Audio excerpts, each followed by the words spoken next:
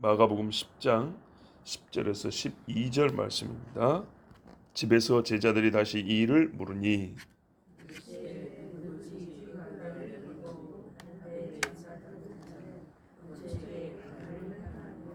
또 아내가 남편을 버리고 다른 데로 시집가면 간음을 행함이니라. 아멘. 자, 예수님이 이 아내를 버리는 문제에 대해서, 넓게 보면 이혼의 문제에 대해서 창조주 하나님의 창조 섭리와 뜻을 가르쳐 주시니까 제자들도 충격을 받았어요. 놀란 모양이에요. 이게 뭐 그리 어렵고 받아들이기 힘들다고 예수의 제자까지 된 사람들이 또 물어봤대요. 제자들이 따로 조용히 또 물어보는 경우는 크게 두 가지인데 말씀이 진짜 이해가 안 돼. 무슨 말인지 통 못 알아먹겠어. 그럴 때 또 물어보거나 아까 그 비유가 무슨 뜻입니까? 이렇게 물어본다든지. 또 한 가지는 자기들의 마음에도 이게 잘 안 받아들여집니다. 말은 이해가 되는데 정말 꼭 그래야 됩니까?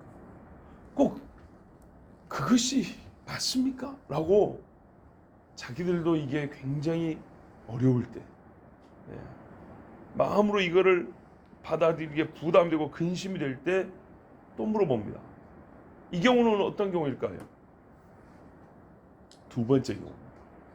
두 번째 경우. 말 뜻을 못 알아본 게 아니고 그 시대의 통념을 우리도 똑같이 갖고 있는데 이거를 깨기가 너무 어려운 거예요. 자,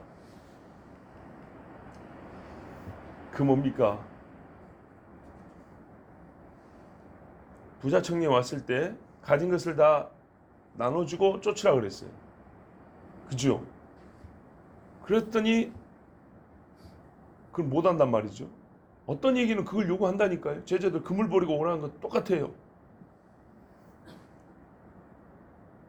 사람이, 특히 부자가 구원받기가 얼마나 어렵냐면 낙타가 바늘길로 통과하는 것보다 더 어렵다 그랬더니 제자들이 그러면 누가 구원을 얻겠습니까? 이 말이 앞에 말이 어렵다는, 실제로 어렵다는 뜻인데 자기들도 비슷한 생각을 갖고 있다는 거죠. 우리도 정말 할 수만 있으면 떼부자가 되고 싶은데 그거를 삶의 이상이자 목표로 놓고 살고 있는데 현재 없는 것뿐이에요. 그러면 똑같은 생각을 갖고 있는 우리도 구원받기 어려울 거 아닙니까? 이걸 받아들이기 어려운 거예요. 그러면 아무도 구원 못 받겠네요. 그 아무도에는 우리도 들어가는 거예요. 이거 어려운 것처럼 지금 여기서도 마찬가지로 우리도 다 비슷한 생각 갖고 살고 있는데요. 그 이혼 증서 써주고 그냥 두고 나오면 되는 거 아닙니까?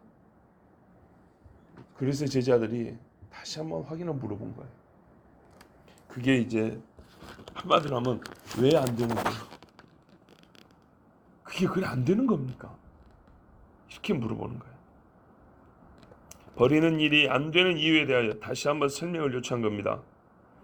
이 경우에 제자들 역시 당시 유대 사회에 통념에 입각하여 결혼관계를 보았던 것이고 남자가 이혼 증서를 써주고 자유롭게 아내를 버리는 일을 결코 죄로 보지 않았던 겁니다.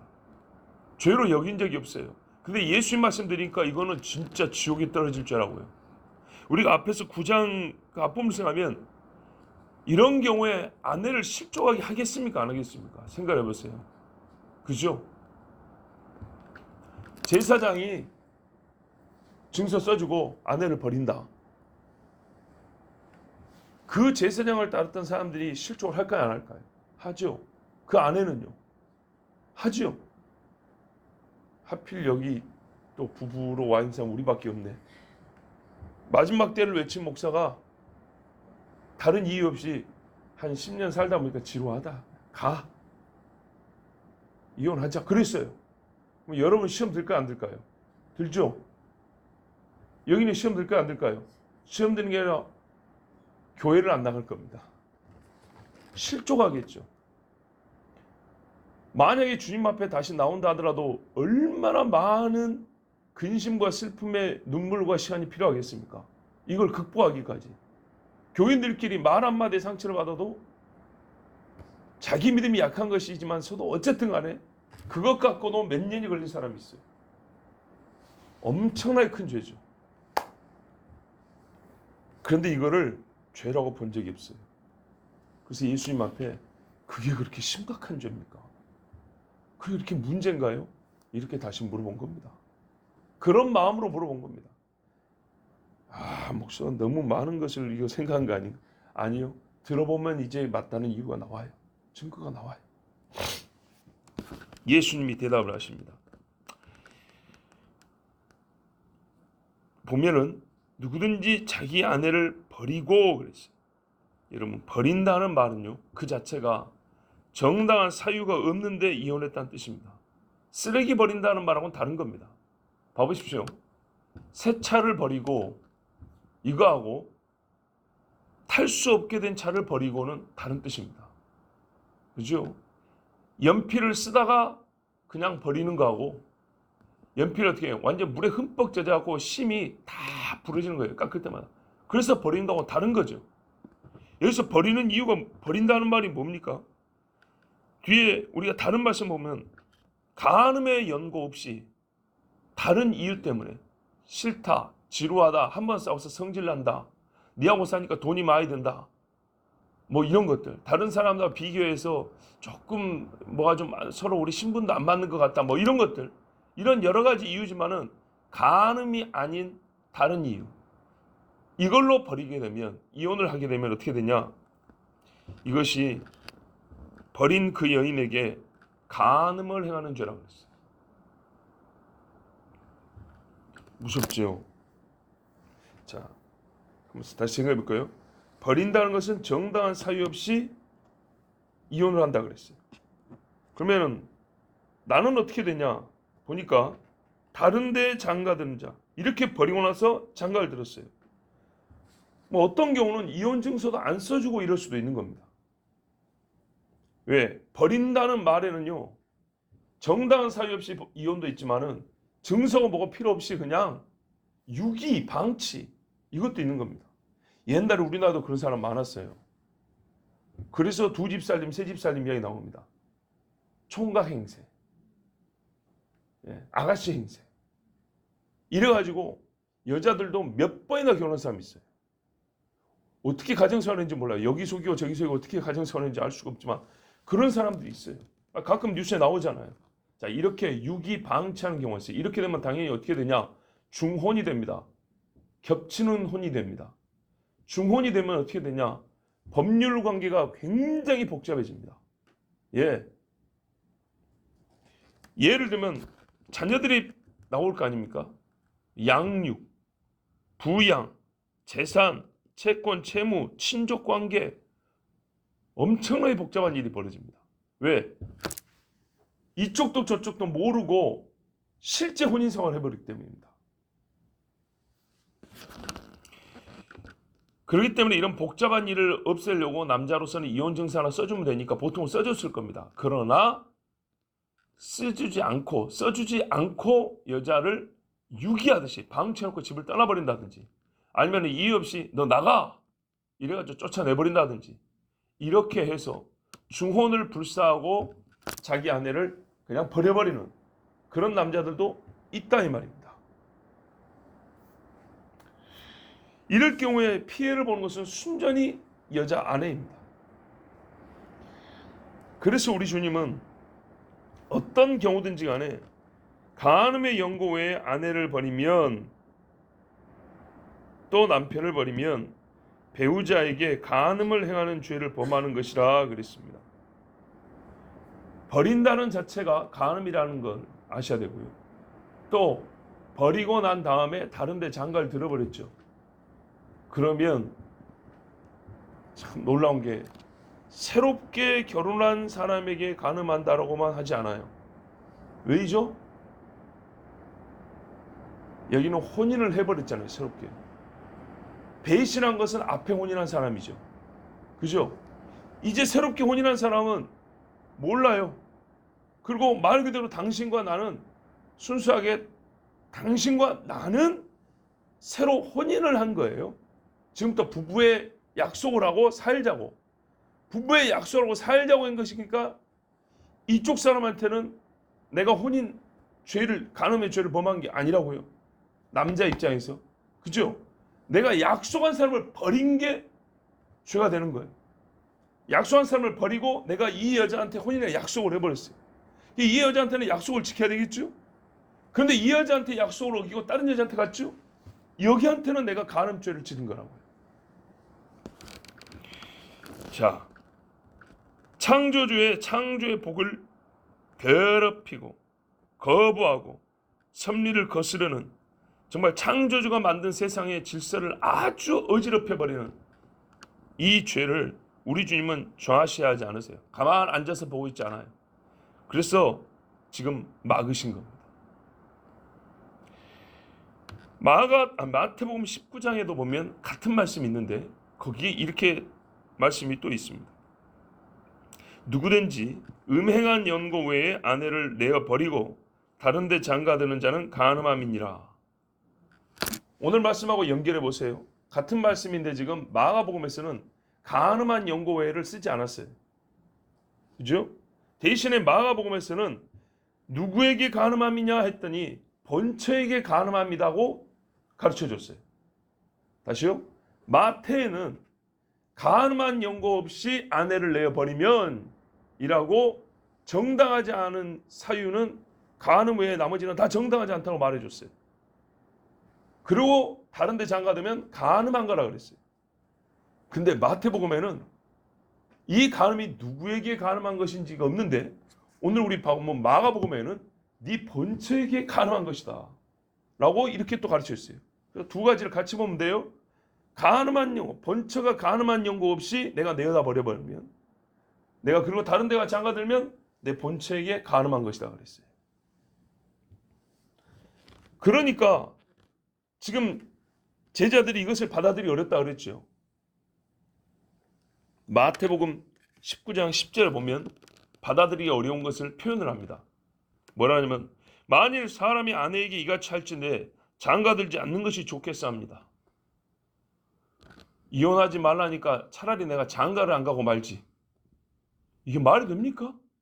제자들이 그렇게 말을 했어요. 물론 여러분 여기서 간음이라는 게 꼭 장가를 깨뜨리고 장가를 가는 것만이 아니라 혼인관계를 유지하면서 우리 흔히 말하는 바람핀다 그러죠. 외도한다고. 그것도 간음은 분명히 간음이죠. 예, 그것도 당연히 간음인데 이 경우는 이혼이라는 자기들 나름의 합법적 절차를 밟았잖아요. 그죠?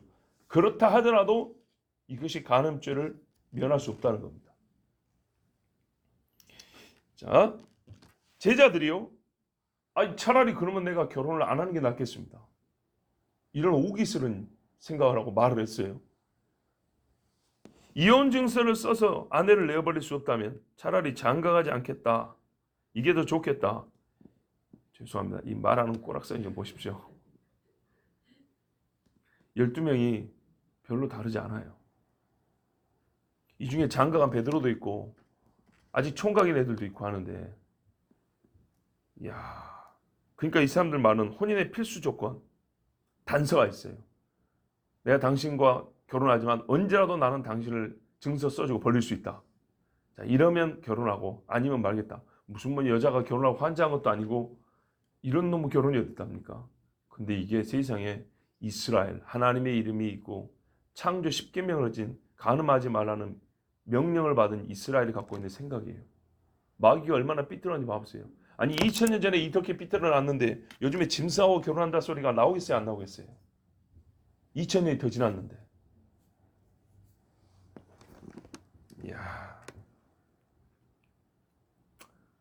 그들은 혼인의 필수 조건이 이혼 증서 써주고 언제라도 이혼할 수 있다. 이런 생각이었어요. 이것이 보장되지 않는 결혼을 할 수 없다. 이게 뿌리 깊게 박혀있는 사고였습니다. 도대체 하나님이 언제 이런 뼈를 삭아내리게 하는 큰 죄를 허락한 적이 있습니까? 없지요. 없어요. 자, 어제 제가 뭐라고 그랬어요? 바리새인들이 왜 이 문제를 가지고 예수님을 시험했을까 했지요. 교리적 문제냐? 앞뒤를 꽉 막혀서 진퇴양난에 빠지게 한 거냐? 아니면은 수많은 사람 대중들을 적으로 돌리게 하는 시험이었냐? 세 번째 가라 그랬죠. 보세요. 이대로 가르치면 제자들도 돌아설 판이에요. 지금 같은 교회라는 사람들끼리 돌아서서 싸우고 있잖아요. 거룩한 예배를 가지고, 거룩한 혼인 생활을 가지고. 교회는 그리스도와 혼인한 것 같다 그랬잖아요. 이게 깨지면 다 깨져요. 바리새인들이 예수님께 이 문제 가지고 시험할 만하죠? 시험할 만해요. 그 시대의 관념과 무죄 판단이 내려진 행위에 대하여 예수의 반대 의견이 공론화가 되게 되는 거예요. 제자들조차도 거부하는 의사를 표시할 정도의, 제자들도 나는 싫습니다 하고 좀 거부한다 하잖아요. 그 정도의 반시대적 교훈 예수님의 입에서 나왔어요. 시대를 거스르는 말. 적어도 유대인의 반 남자들은 돌아설 판이에요. 이제 마귀의 작전은 참 좋았어요. 마귀 입장에서. 그렇지만 예수님은요, 제자들의 말에 한 올의 바람구멍도 허용하지 않는 역청을 발라버렸어요. 사람마다 이 말을 받지 못하고 오직 타고난 자라야 할지니라. 장가가지 않는 게 좋겠습니다 하고 이런 오기스런 말하니까 하고 싶다 되는 게 아니다. 타고난 사람만 된다 그랬어요. 그 천부적, 하나님이 정해줘야 된다 그런 말입니다. 네 타고난 고자가 아닌 이상 꿈도 꾸지 마라. 장가를 안 간다고 웃기는 소리 하고 있네. 하나님께서 홀로 사는 것을 허락하고 명한 자가 아니라면 혼자 살 사람은 실제 없고, 그건 처음부터 허락된 일도 아니니 모든 남자는 이런 말도 안 되는 조건을 가지고 결혼할 생각하지 말고 생각을 바꿔서 아내를 버리지 않는다. 한번 결혼하면 끝까지 산다. 이렇게 생각을 하고 결혼 생활을 해야 한다. 이 말씀입니다. 사실 이혼 증서를 써줘서 아내를 버리는 일에 대하여는 예수님이 사역 초기에 가르친 적이 있습니다. 산상수훈에 나옵니다. 아까 마태복음 19장 이야기했죠. 5장에 이미 나와요. 5장에 뭐라 그러냐면 또 이럴 수도 누구든지 아내를 버리거든 이혼 증서를 줄 것이라 하였으나 나는 너에게 이르노니 누구든지 음행한 연고 없이 아내를 버리면 이는 저로 간음하게 함이요 또 누구든지 버린 여자에게 장가드는 자도 간음함이니라 그랬어요. 이걸 3년 전에 줬는데 아직까지 이런 생각을 하고 있는 거예요. 제자들이라 할지라도 얼마나 많이 부서져야 되는지 아시겠죠. 우리도 마찬가지예요. 뭐 꼭 이 이혼 문제가 아니라도 여러 가지 있어서 주님 앞에 아주 오래전부터 들은 거예요. 그런데 여전히 나는 그건 안 돼요. 이렇게 갖고 있는 게 많아요.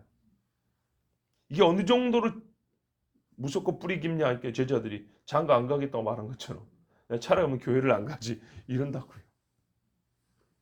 자, 마태복음 5장에서는 뭐라 하냐면요.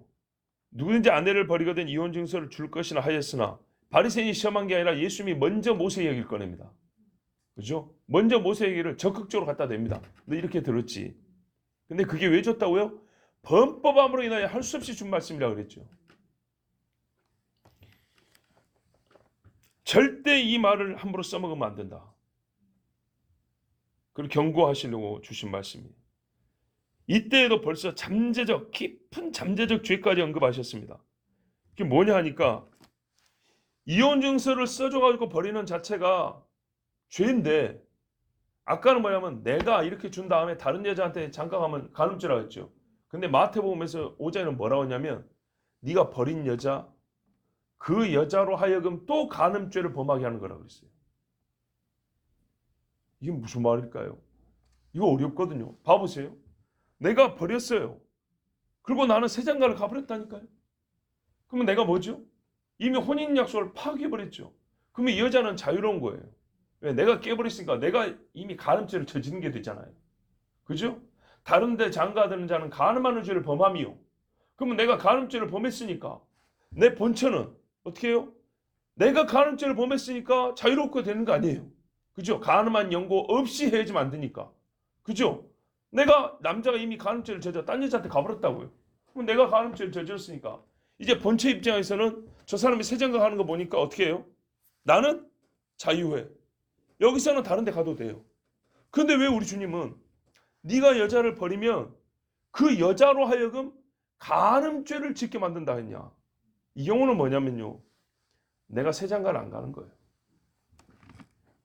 세장가를 가버리면 내가 간음죄를 져버렸기 때문에 이혼의 정당한 사유가 생기잖아요. 저 여자가 프리할 이유가 생기잖아요. 그런데 말 그대로 싫어서 쫓아버린 거예요. 이 경우도 문제라는 겁니다.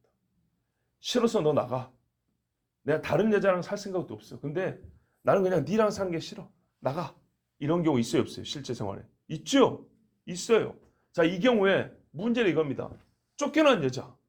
다른 데 가서 시집 가서 다시 살면 좋잖아요. 근데 이 남자가 혼자 살아요. 그거야 지 사정이지. 아니라니까요. 왜냐? 이혼의 사유가 정당하지 않아요. 너희들끼리 이혼이지 하나님 보기에는 이게 이혼이 아닌 거예요. 무슨 말씀인지 아시겠어요? 간음죄를 누가 규정하죠? 하나님이. 하나님 보기에는 이게 이혼이 성립이 안 되는 거예요. 자, 다른 데 장가드는 남자가 아니라 버림받은 여자도 간음을 행할 가능성이 생긴다 그랬습니다. 왜 그러냐? 남자가 다른 여자랑 바람이 나거나 재혼을 해버리면 아내 입장에서 볼 때 남편이 간음으로 말미암아 남편이 간음을 한 거잖아요. 그래서 아내 입장에서는 정당히 자유를 얻게 되지만 남편이 같이 살기 싫어서 이혼 증서를 써서 버려버리면 아내는 남편과 함께하지는 못하지만 하나님 앞에서는 여전히 부부입니다. 그런 식의 이혼을 허용한 적이 있습니다. 왜? 간음한 연고 외에 이혼은 진짜 이혼이 안 되는 거거든요. 그냥 살기 싫어는 하나님이 이혼이라고 보지를 않아요. 다시 말합니다. 남편이 자기가 살기 싫다고 아내를 내버리면 부부의 이혼이 정당화되냐? 아닙니다. 여자가 물리적 힘이 없고 구제책이 없고 돌아갈 힘이 없어서 할 수 없이 떨어져 사는 것이지. 떨어져 있지만 두 사람이 부부가 아니라는 아무런 합법적인 조건이 충족되지 않았어요. 간음한 연고라고요. 간음한 연고. 살기 싫어서 떨어진 거는 이혼이 안 돼요. 사람은 그렇지만 하나님 앞에서는 이혼이 아니라고 그게. 혼인을 누가 제정했습니까? 하나님이시죠. 누구한테 서약을 했습니까? 하나님께 서약을 했어요. 서약받은 하나님 뭐냐면 우리가 사랑해서 함께 살겠습니다. 서약할 때 헤어지는 것도 뭐라고요? 간음한 거 외에는 헤어지지 않겠습니다라고 그렇게 서약을 했다고요. 하나님 앞에서. 근데 내가 보니까 간음한 거 아닌데 너희들 마음대로 살겠다고 헤어졌어. 너희들은 헤어졌을지 몰라도 나는 그런 약속 받은 적 없다. 혼인 서약을 받은 하나님과 무관하게 사람이 이제 사랑이 식었다는 분노 심하게 싸웠어요. 성결나서 내가 못 살겠다. 또 실증난다. 이런 이유로 헤어진 것을 하나님께 합법 정당한 행위로 요구할 수 있냐 이 말이죠. 하나님과 처음 앞에 혼인사할 때는 간음한 연고에는 버리지 않고 이혼하지 않겠습니다 이렇게 해놓고 하나님 나 저 여자 정말 지루하거든요. 못 살겠어요. 이혼합니다. 이것을 하나님 당신도 정당하게 받아줘야 돼. 이렇게 요구할 수 있어요? 없어요. 따라서 여인이 이렇게 이제 쫓겨났어요. 쫓겨났는데 다른 남자와 먼저 살아버리면 자 남자가 다른 데 장가들면 이제 간음이 돼버리죠. 근데 그러지 않고 아주 혼자 있는 중에 여자가 더럽다 그래. 아이고 나 좋다는 남자 많거든. 그러면서 어떤 남자하고 같이 살아요 가버렸어요. 그럼 어떻게 되냐? 좀 불합리적인 것 같긴 하지만 이 여자가 간음한 거라고요.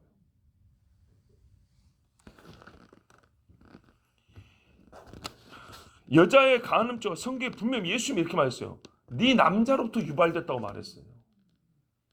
보세요. 여자로 간음하게 하는 거라 그랬어요. 간음죄의 책임이 여자에게만 있는 게 아니라 너한테도 있다고 말이에요. 둘 다 책임 있다 이런 말이죠. 맞죠? 이 경우에 여자만 간음했다면 남자가 혼자 사니까 내가 다른 남자 찾아가면 내가 남편을 배신한 것처럼 간음한 죄를 저질렀다면 여자 입장에서 얼마나 억울합니까? 제가 쫓아낸다고 뭐 어쩌란 말이에요. 그래서 예수님 말하면 그 여자가 간음함이요 이런 게 아니라 그 여자로 하여금 간음하게 하는 죄를 네가 짓는 거예요. 그러니까 여자가 너무 억울하고 할 필요 없어요. 둘 다 죄입니다. 예수님은 분명히 이런 일이 있을 수 있고 이런 일이 있다는 걸 다 알고 계세요. 이 경우에 아내를 버린 남편이 간음을 유발한 죄까지 책임을 져야 합니다. 결코 부부관계를 함부로 깨뜨리지 말 것을 경고한 것입니다. 만약 간음이 아닌 사유로 버림받은 아내에게 장가드는 자도 이 여자가 합법적 이혼이 아닌 줄 알면서 합방에 살았으니까 역시 간음죄를 짓는 겁니다. 그냥 버림받은 줄 알아요. 근데 내가 이 여자가 좋아. 그래서 살았어요. 그럼 어떻게 하냐? 이 남자도 간음죄인 거예요. 왜? 이혼이 성립이 안 된다니까요. 그렇죠? 이혼이 성립이 안 돼요. 하나님 앞에서 이혼이 아니에요. 왜? 간음의 연고가 아니고 지그들끼리 헤어졌다 이 말이죠. 아니면 일방적으로 쫓아버렸다 이 말이죠. 내가 그걸 알아. 아는데 내가 한쪽하고 살아버렸어. 특히 이 여자하고 살아버렸어. 그러면은 내가 간음죄를 짓는 거예요. 여기서 우리가 확실하게 알아야 될 게 있어요. 간음죄는 그 어떤 죄보다 연쇄적이에요. 고리에 고리를 연결해요. 또 폭발적이에요. 폭발적 증산이 일어나요. 여기에는 분노가 있고요. 배신감이 있고 해가지고 소위 맞바람이라는 거 보세요. 얼마나 무서운가. 이런 죄가 바로 간음죄입니다. 간음죄는 은밀하게 짓는 경우가 많은 것과 같이 은밀하게 짓는 경우가 많지요. 그런 것처럼 생각지도 못한 찰나에 나 자신도 생각지도 못한 찰나에 수많은 사람에게 피해를 주고 번져하는 그냥 번져하는 게 아니라 봐보세요. 간음죄를 짓기 때문에 마음에 실망을 했다. 배신감을 느꼈다. 이런 게 아니고요. 간음을 했어? 그럼 나도 간음해. 간음했어? 그럼 나도 간음해. 간음으로 이렇게 연결된다고요.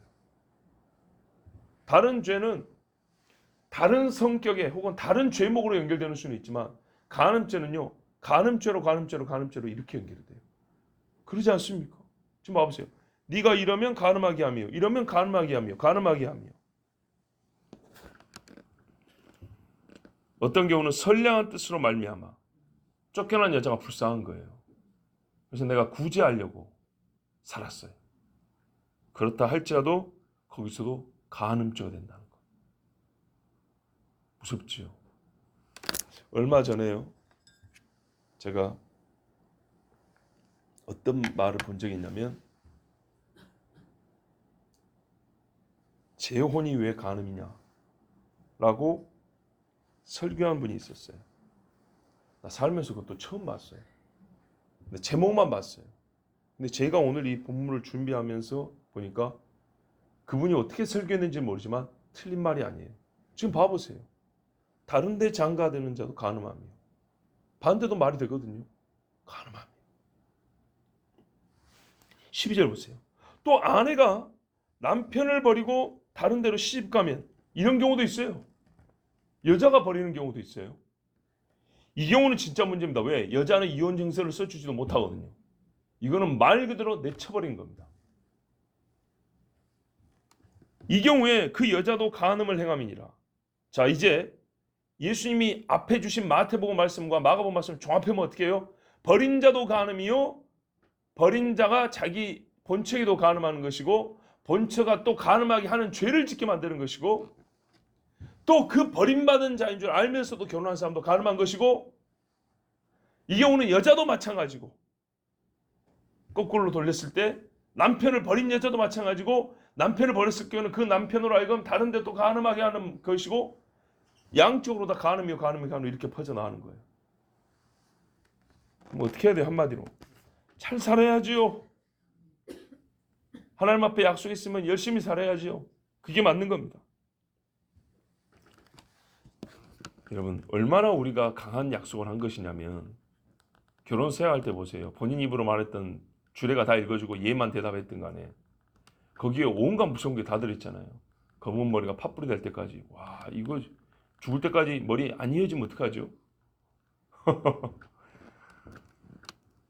건강할 때나 병들 때나 병의 종류가 거기 한정돼 있습니까? 한마디로 벽에 똥칠할 때까지 그 말이에요. 그죠? 저도 그렇게 말했거든요. 예, 약속했어요. 내가 벽에 똥칠할 때까지 살면 뒷바라지 해주겠냐 했더니 해준다 했거든요. 가끔 성질을 안 해준다 그래요. 근데 하나님 앞에 한 거예요. 그럼 뭐라 그래요? 농담이 아니고 진짜 아니 지그들끼리 둘이 만나 데이트하고 노는 것도 아니고 이 많은 사람 모아놓고 거기서 하나님과 여러 증인들 앞에서 이런 소리를 겁없이 해요. 이 많은 사람들이 이 거짓말을 쇼 보려고 그 바쁜데 와가지고 돈 내놓고 밥 한 끼 얻어먹고 가고 이게 지금 얼마나 큰 짓을 저질렀는지는 몰라요. 그러면서 헤어질 때는 그냥 더러워서 못 살겠다고 그냥 싹 긁어버려요. 큰 죄를 지은 겁니다. 하나님 앞에. 그 많은 사람들 앞에 다 다니면서 잘못했다 할 거예요. 결혼식 할 때는 일일이 찾아뵙고 감사 인사를 드려야 마땅 하나. 잘 안 해. 그럼 거꾸로 이혼하면 어떻게 해요? 일일이 찾아뵙고 제가 약속을 지키지 못했으면 무릎 꿇고 사과해야 되는 거예요. 아니 말을 하면 앞뒤가 맞아야지. 그죠? 그런데 이혼은 통보도 안 해요. 아무도 몰라요. 나중에 어찌 됐대. 요즘 이혼한 지 한 10년 됐대. 이런 소리가 나오는 거예요. 이게 이 시대 사람들의 생활이고 통념이고 아무런 죄책감을 느끼지 못하고 살아요. 그래서 어떻게 해요? 간음에 이렇게 살아요.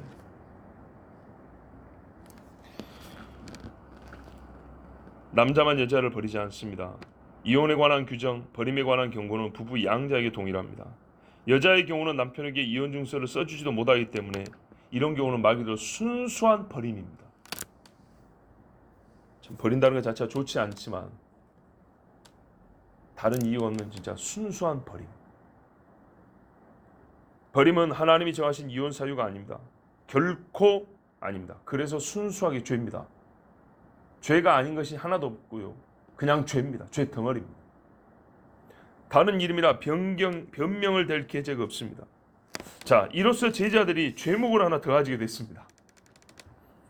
죄목을 하나 늘렸다보다는 죄를 한 가지 더 깨닫게 되었다는 말이 좀 긍정적 표현이고 우리에게 익숙한 표현이지만 그거보다도요.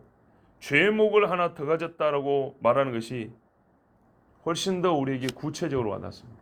학교에서도 야 공부할 게 하나 더 생겼어 이거보다는 시험 치를 과목이 하나 더 생겼어 이게 훨씬 더 와닿죠.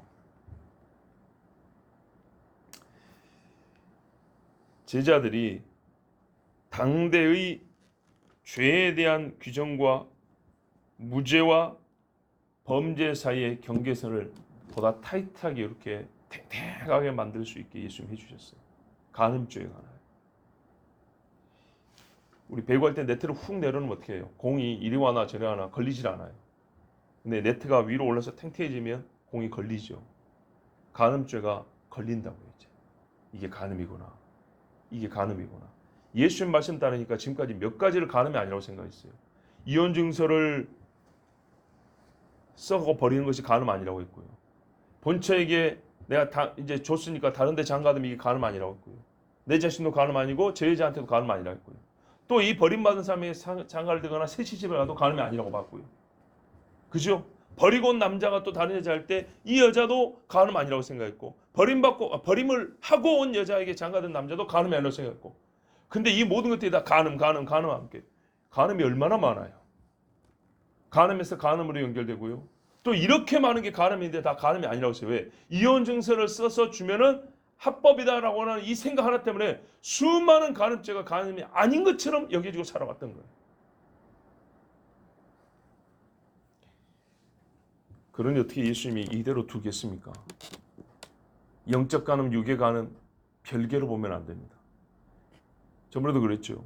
영의 간음이 심각할수록 육의 간음도 정말 복구가 불가능할 정도고 육의 간음이 심각한 나라치고 영적 간음이 만연하지 않은 나라가 없다고요. 배우자를 버리고 다른 데 장가하고 시집가면 간음이고 버리고 온 자와 버림받은 자와 결혼하는 것도 간음입니다. 해서는 안 됩니다. 자, 이제 하나 남은 문제가 있습니다. 자, 그래서 결혼을 다시 하면 간음죄를 저지른 거다 그랬어요. 맞죠? 분명히 맞죠?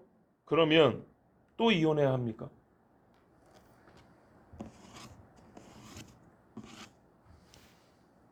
아닙니다.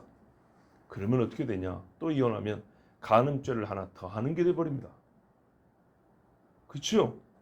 지금 이렇게 한 게 간음이라니까요. 버리고 간음이라고요. 근데 재혼을 했어요. 했는데 야 생각해보니까 이거 간음죄래. 그래서 자기가 죄를 복구한다고 다시 돌아간다고 우리가 헤어지자고 와버렸어요. 그럼 어떻게 돼요? 아까 그랬죠. 장가를 갔다 그랬죠. 시집을 가고 장가를 갔다고 또 하나의 혼인서약이 맺어져 버렸다고요. 요걸 또 깨는 게 돼버린다고요. 옛날 게 복구되는 게 아니고 새로 맺어진 혼인서약이 또 깨져 버린다고요. 그 말은 간음죄를 2번 짓는 꼴이 돼버리는 거예요. 참 어떤 죄는 하나님 앞에 회개했기 때문에 그 죄의 이전 상태로 복구해야 되는 일들이 있어요. 복구하는 경우 있어요. 예를 들면 내가 남의 걸 절도를 했어요. 그래서 저 사람의 차가 없어져 버렸다고요. 그럼 내가 어떻게 해야 되죠? 차를 그대로 갖다 줘야 되겠죠. 근데 생각해 봅시다. 그대로 갖다 준 게 옛날 상태하고 같습니까? 이미 써버렸는데. 그래서 성경에서 뭐라고 하냐면 우리가 근데 얼만큼 저 사람의 손실을 줬는지 모르죠.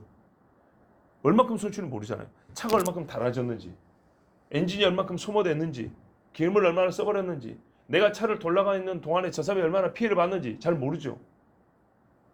그래서 일반론으로서는 20%를 더해주게 돼 있어요. 율법이 그래 됐어요. 20% 더하는 거라고. 그리고 뭡니까? 작물을 처리해버린 경우 있죠. 소나 양이나 잡아 없애버리고 있죠. 4배가 플러스에 4배. 이렇게 해서 내가 범죄한 것을 갚아주는 거예요. 갚아주는 거예요. 보전해주는 거예요. 이게 회개에 합당한 열매예요. 그러면 이런 경우는 어떻게 하죠?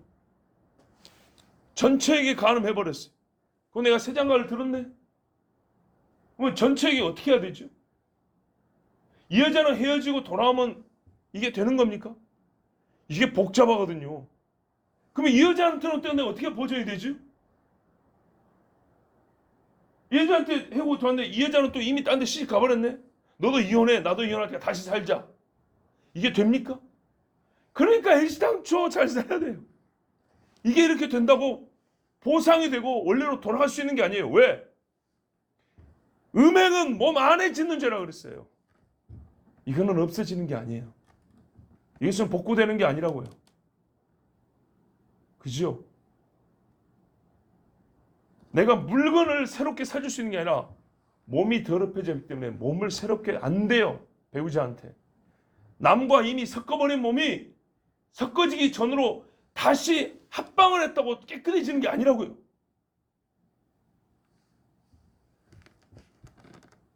그래서 재혼을 해버린 경우에는 다시 간음죄를 짓지 말고 열심히 사는 거예요.